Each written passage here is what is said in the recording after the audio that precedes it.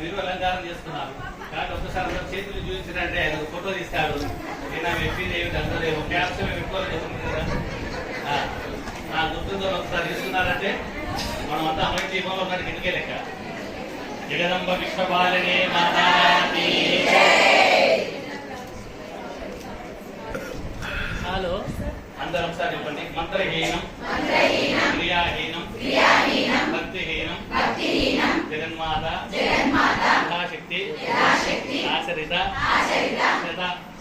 జలార్చన కైంకర్య రూపక శంకర భగవత్పాద విరచిత శ్రీ సౌందర్యలహరి నామక శతశ్లోక పారాయణేన చ సర్వం శ్రీ అఖిలాండకోటి బ్రహ్మాండనాయకి ఆదిశక్తి శ్రీ శ్రీ లలిత మహాత్రిపురసుందరి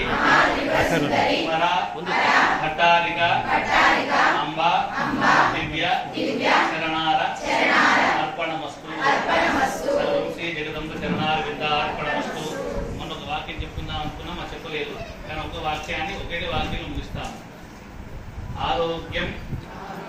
ఆరోగ్యం భాస్కరాదిచేత్ ధర్మమోక్షాయ శంకరం ధర్మార్థ కామాయ మహావిష్ణు చతుర్వర్గాయ చండికామని శ్లోకం.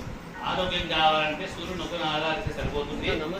ధర్మము తర్వాత మోక్షం కావాలి అని చెప్పంటే శంకరుని ఆరాధన చేయాలి. ధర్మము కామము తర్వాత అర్థము 3 కావాలి అని చెప్పంటే విష్ణుని ఆరాధన చేయాలి. అమ్మవారిని ఆరాధన చేస్తే ధర్మ అర్థ కామ మోక్ష 4 కూడాను అమ్మవారు ఇస్తుంది అని చెప్పని సాక్షాత్తు విష్ణుమూర్తి చెప్పినటువంటి బ్రహ్మాండ పురాణోక్తమైనటువంటి శ్లోకం.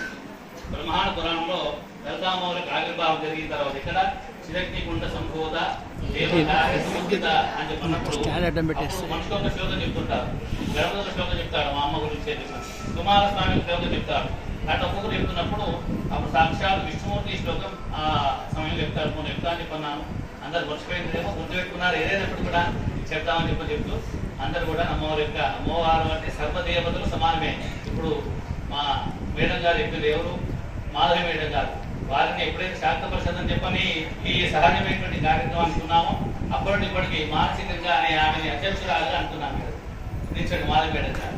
అప్పటి నుండి ఇప్పటికి ఆమె ఎందుకని చెప్పంటే మా నాన్నగారి వద్ద శ్రీ విద్య మంత్రదీక్ష స్వీకరించినటువంటి అమ్మగారు మేడం గారు ఎందుకంటే అంటాము, అమ్మగారు ఎందుకంటే ఆయన కూడా స్వీకరించింది కాబట్టి అప్పటి నేను అధ్యక్ష స్థానం ఇస్తున్నాము. మంచి పండితురాలు కాబట్టి అందరూ కూడాను అమ్మవారి యొక్క మంత్ర దీక్షలు స్వీకరించి అంటే అనగా వెంటనే ఎదుర్కొంటే క్యూ కట్టడం కట్టారు కాదు. అమ్మవారి విగ్రహాన్ని మీరు తీసుకున్నటువంటి ఈ ఏమిటి సౌందర్యాన్ని సరిపోతుంది, ఇంకా అక్కర్లేదు. ఇంకా ఇట్లాగే అంత దేవతారాధన చేయాలి. మీ అందరూ కూడా దేవతానుకున్న పాత్రలు కావాలని సూచన చేస్తూ ఇక్కడ వచ్చినటువంటి మన మేఘా సుబేదార్ గారు మళ్ళీ ఉద్దేశించి 2 వాక్యాలు అంటే ఉద్దేశించి వారు ఒక సంస్థ పెట్టుకున్నారట, దాని 2 వాక్యాలు చెప్తారు. దాన్ని విందాము. ఫోటో వెనుక ఉన్న వాళ్ళు కూర్చోండి అమ్మాయి, మీకు వారు వచ్చి ఫోటో తీస్తారు, సింగిల్ ఫోటో ఇస్తారు. మీరు కట్టాలి